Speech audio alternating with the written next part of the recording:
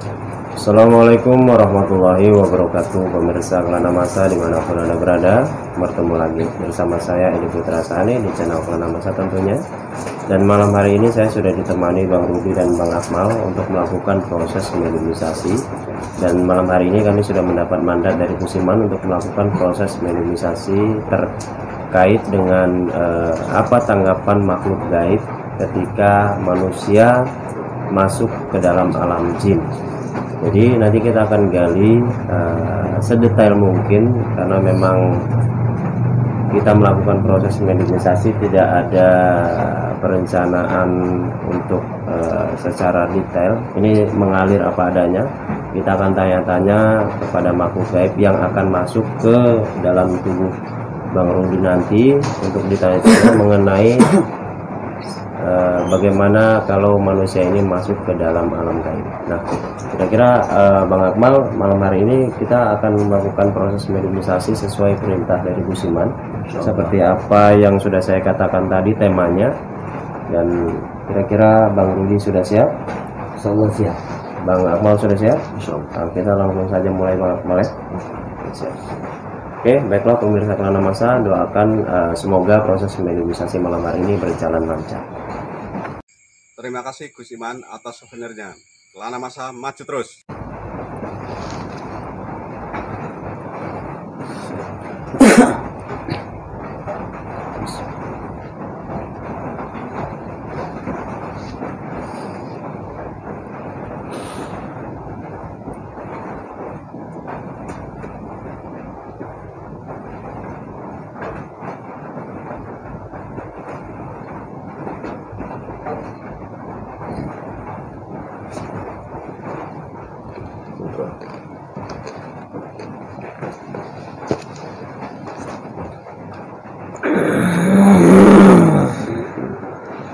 Assalamualaikum.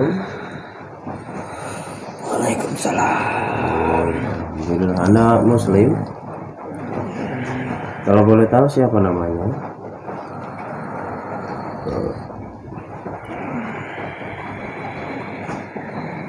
Tidak mau sebutkan nama. Ada perlu apa? Oke, begini Mbak. Malam hari ini kita ingin ngobrol-ngobrol aja terlebih dahulu sama Mbak ini. Ngobrol-ngobrol singkat mengenai makhluk gaib seputaran alam jin gitu lah. Kira-kira boleh atau bersedia? Oke. Sebelumnya Mbak dari mana asalnya? Laut. Dari laut. Jadi makhluk gaib berbentuk seperti apa Mbak ini? Saya tinggal di pesisir. Di pesisir. Oh, makhluk gaib sejenis apa Mbak? Perwujudannya seperti apa? Kakek. Oh, jadi kakek-kakek begitu ya? Jadi seperti manusia wujudnya ya. Oke. Namanya siapa Mbak? Nggak dikasih tahu namanya? Nama samaran dulu. Iya boleh. Tah Anto, tah siapa? Atau sebut saja Mawar gitu. Siapa? Tidak. Oh, tidak mau kasih tahu nama. Oh, beginilah. Langsung saja ya Mbak ya, kita akan tanya-tanya sedikit tentang apa tanggapan Mbah tentang manusia yang bisa masuk ke dalam alam gaib. Begitu. Seputaran itu akan kita tanya. Mbah sendiri pernah ngeliat nggak ada manusia masuk ke alam gaib? Pernah. Dan ketika masuk ke dalam alam gaib itu manusia ini dikawal atau sendirian? Kawal. Dikawal. Oh, kira-kira yang pengawal itu sejenis makhluk gaib jin atau juga dari kalangan manusia juga? Jin. Oh, jin. Itu masuk dengan raganya atau seperti sukma dalam jin. Terserah kami. Kami ingin membawa raganya, sukmanya. Oh, itu Anda yang makhluk gaib yang membawa gitu, bukan manusia itu masuk sendiri ke alam jin gitu. Kami membawa. Oh, itu dibawa ya. Oh, jenis-jenis makhluk gaib yang membawa manusia ke alam gaib. Kami memilih. Oh, memilih. Tapi apakah belum pernah Mbah melihat ada seseorang yang mampu dengan kemampuannya sendiri masuk ke alam gaib? Ada juga. Tapi dengan kemampuan sendiri dalam artian tidak ada pengawal sama sekali. Tidak. Oh, belum pernah melihat. Saya pernah melihat. Oh, pernah melihat ada seseorang yang dapat masuk ke alam gaib tapi tidak ada pengawal dengan kemampuannya sendiri ya. Gini, kalau misalnya yang bisa masuk ke alam gaib tanpa bantuan jin atau pengawal, itu ada yang masuk secara apa ya, tidak hanya sukmanya atau dengan raganya sekalian. Hanya sukma. Ada raganya. Zaman para wali. Oh, di zaman para wali sekalian masuk dengan raganya masih ada. Ya, langsung komunikasi dengan kami. Kalau untuk manusia-manusia sekarang, zaman sekarang ada enggak? Tidak ada yang bisa. Belum pernah ketemu lah ya. Tidak ada. Tapi kalau menurut Mbah, ada atau tidak untuk zaman sekarang? Tidak. Tidak ada, pernah lihat. Mbah berarti sudah ada di zaman para wali dulu ya. Usia saya 5.000 tahun. Sudah 5.000 tahun. Tua ya. Sudah. Tadi begini Mbah, kalau misalnya manusia masuk ke alam gaib, Mbah melihat dia dengan sisi saat dia dalam keadaan lemah atau tidak? Sebagian. Kalau manusia kami membawa manusia ke dalam, mereka akan lemah. Oh, kalau misalnya masuk Manusia gaib, yang tanpa ilmu lah seperti itu. Iya. Jadi ketika masuk alam jin dia lemah seperti itu. Terkecuali mereka mempunyai kelebihan. Contoh kelebihannya seperti apa? Iman. oh, maksudnya manusia-manusia yang beriman tadi itu yang masuk ke alam gaib, Iya. tapi tidak dalam posisi lemah begitu ya. Iya.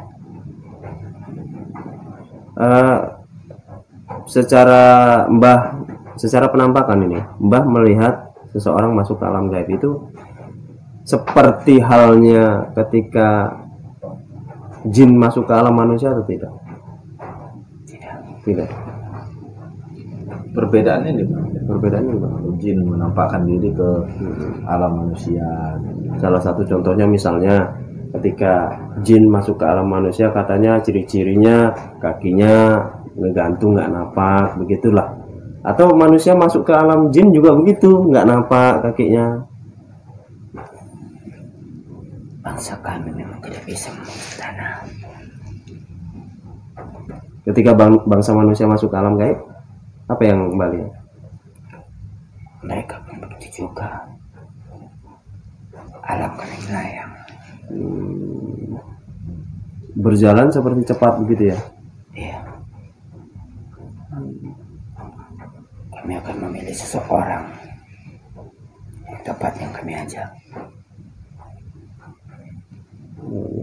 Kan begini, ketika makhluk gaib di alam manusia atau di alamnya sendirilah, makhluk gaib ini, jin ini bisa berpindah tempat dengan hanya mungkin memikirkan tempat tujuannya begitu. Saya ingin ke sana begitu, tiba-tiba langsung ke sini Mbahnya ini kan, kayak salah satu contohnya. Sama dengan halnya manusia nggak ketika masuk ke dalam alam gaib? Tidak. Sangat berbeda. Jadi pergerakannya tidak secepat makhluk gaib begitu. Iya. Jadi begini Mbak, kalau misalnya saya ingin tanya beberapa hal lagi. Kalau misalnya saya tidak berilmu, tapi saya sok-sokan hanya mungkin ya bisa dikatakan bukan tidak berilmu ya, punya sedikit ilmu. Nah, misalnya saya punya sedikit ilmu, udah bisa saya masuk ke alam gaib dan sok-sokan tiba-tiba sukma saya masuk ke alam gaib. Dampaknya Kira-kira resikonya apa yang terjadi pada saya? tidak akan pernah kembali, kami bilang. Itu efeknya tidak akan pernah kembali gitu. Ya, Kalau seumpama itu tidak akan kembali sukma saya ke saya, apa yang terjadi sama raga saya? mati. Bisa mati. Ya, Itu kenapa kok nggak kembali gitu? Apakah dari jin-jin yang ada di situ, apakah mengambil sukmanya atau mereka masuk tanpa izin kami. jadi Atau mereka di bawah kami. Ya. Jadi nggak pernah terjadi begini. Kalau di alam kami kan ketika bangsanya Mbah ini masuk ke alam kami, tiba-tiba kami kaget terus lari gitu kan. Kaget terus lari. Kejadian ini serupa terjadi di alam Mbah nggak? Ketika Mbah ketemu tiba-tiba masuk alam manusia, masuk alam gaib, tiba-tiba kaget terus lari gitu. Ada terjadi gitu. Satu orang kiai.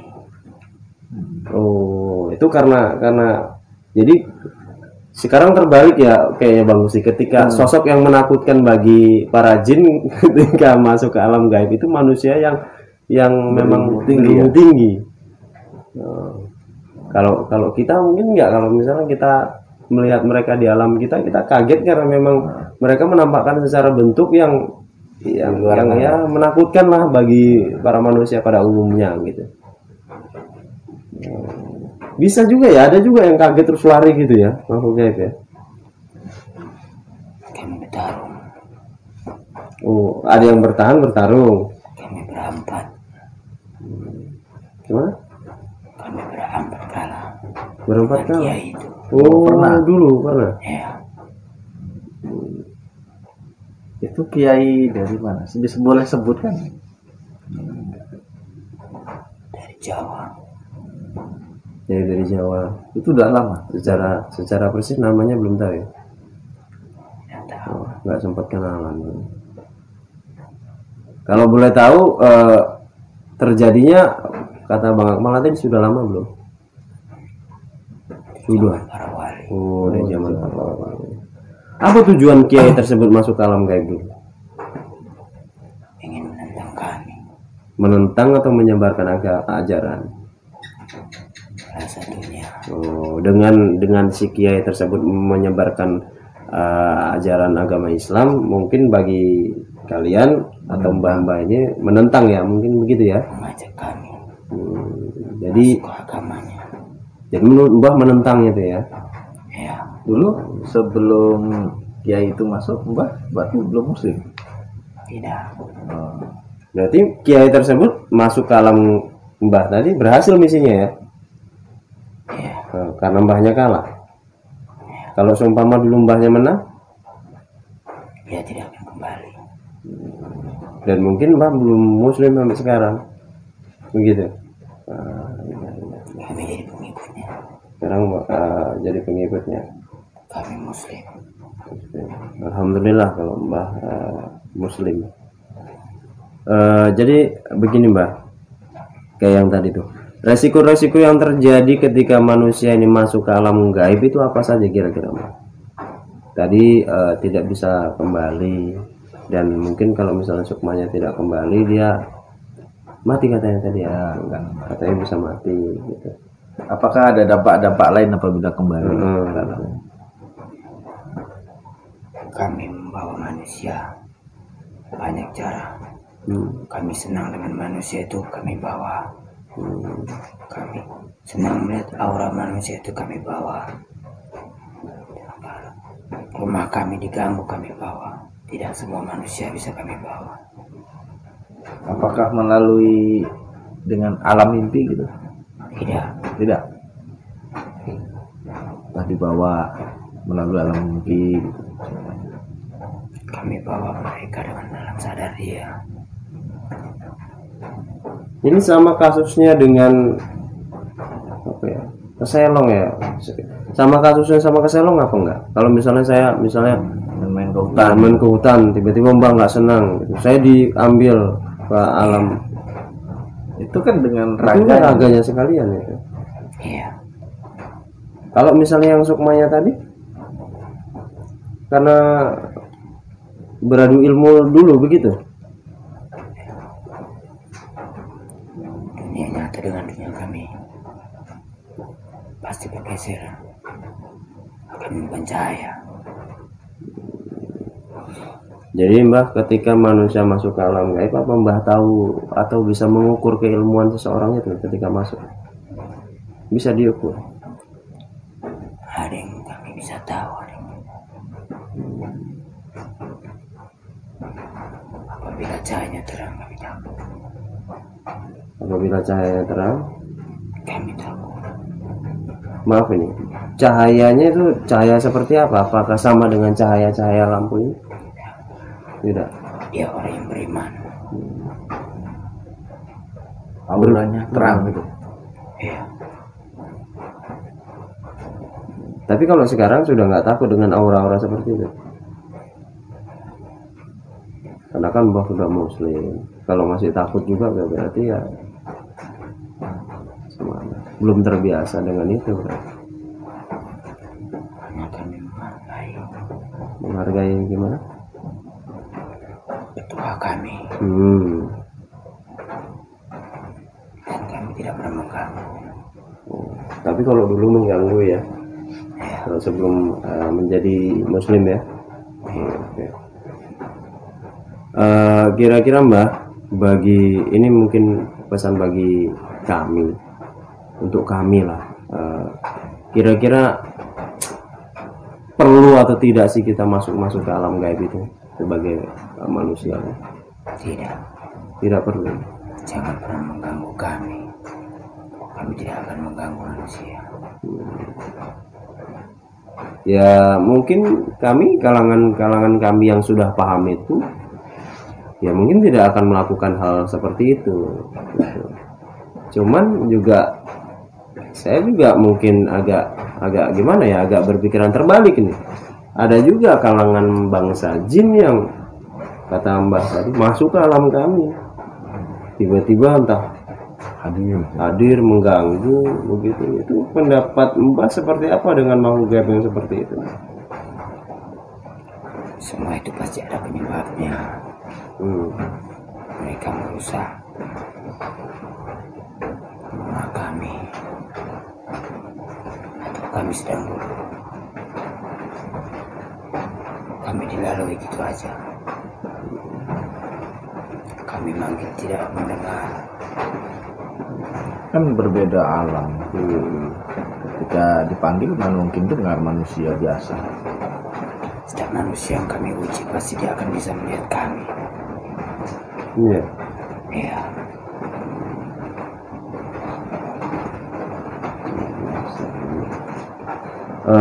Begini Mbak, tadi ada manusia yang masuk ke alam gaib tidak melalui atau menggunakan pendamping. Ada yang manusia masuk ke alam gaib dengan kemampuannya sendiri. Kira-kira yang memakai pendamping bisa Mbah ganggu nggak? Misalnya culik sukmanya gitu. Ada yang bisa dan tidak. Tergantung apanya, pendampingnya atau berbeda. Tergantung pendampingnya. Kalau pendampingnya kenal ya nggak usah diganggu gitulah. Atau lebih kuat. Pastinya kami bertarung dulu.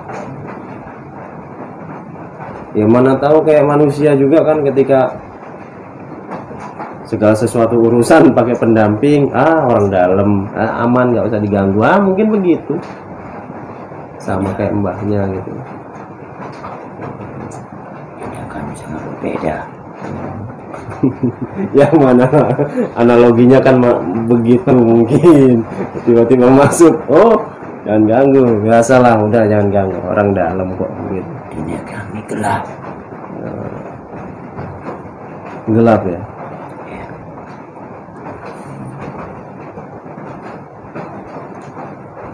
Jadi yang tadi masuk menggunakan pendamping itu, dia seperti menerangi jalannya gitu. Seperti pengawal. Seperti pengawal. Ya kan manusia ini tadi yang masuk memakai pendamping mungkin ya bisa dikatakan ilmunya belum mumpuni lah, sehingga dia pakai pendamping.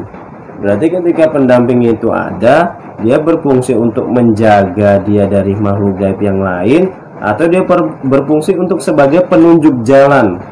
Karena memang di dunia Mbah katanya gelap. Menjaga dari makhluk gaib yang lain atau sebagai pengarah penunjuk jalan. Setiap manusia ingin masuk ke dunia kami, pasti mereka ada yang menunjuk jalan dari pendampingnya, mengarahkan.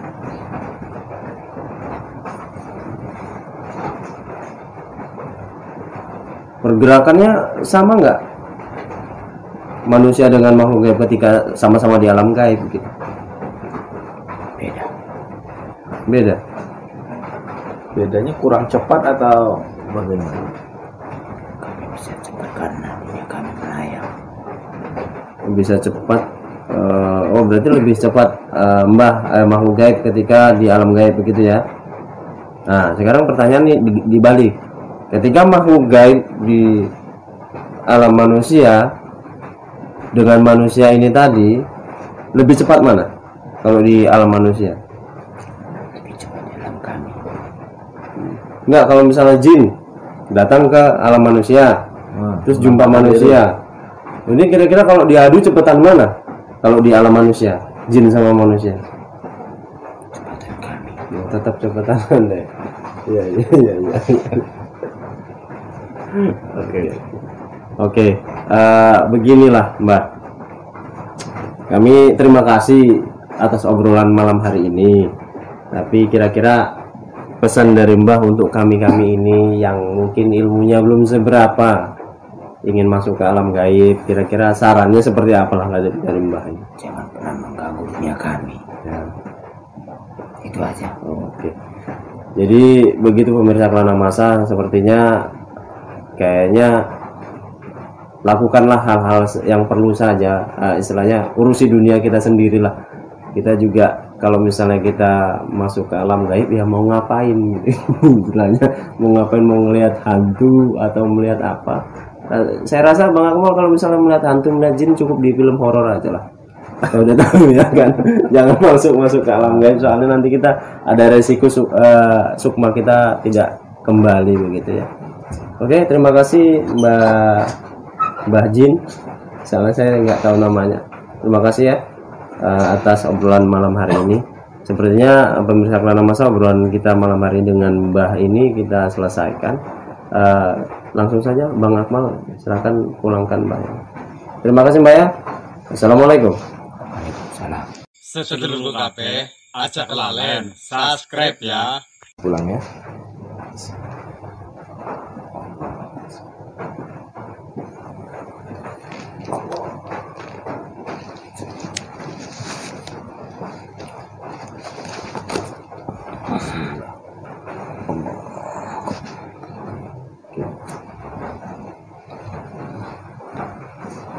Oke, duduk sini aja dulu Bang Rudi. Minumnya. Oke, baiklah pemirsa Kelana Masa, sepertinya obrolan kami bersama makhluk gaib tadi sudah selesai. Bang Akmal, kayaknya buat pemirsa Kelana Masa kita harus ngasih tahu beberapa hal ya, karena memang masuk ke alam gaib itu penuh resiko, seperti kita masuk ke misalnya air ya. Karena dunia kita berbeda kan, ketika kita masuk ke sesuatu tempat yang bukan alam kita, mungkin keahlian dan kebiasaan kita menurun ya, atau menurun atau hilang. Jadi pesan saya dan kami mungkin ke pemirsa Kelana Masa, lakukan hal-hal yang penting saja dan positif, dan yang positif. Kalau misalnya mau belajar ya belajarlah dengan sungguh-sungguh, jangan begitu memiliki ilmu sedikit langsung kepingin dan coba-coba yang ekstrim begitu ya Bang ya. Oke, hanya sedemikian saja obrolan kita bersama makhluk gaib tersebut. Semoga obrolan malam hari ini bermanfaat bagi pemirsa Kelana Masa dan kita semua di sini. Akhirnya saya, Bang Akmal, Bang Rudi serta tim Kelana Masa mohon pamit. Assalamualaikum warahmatullahi wabarakatuh.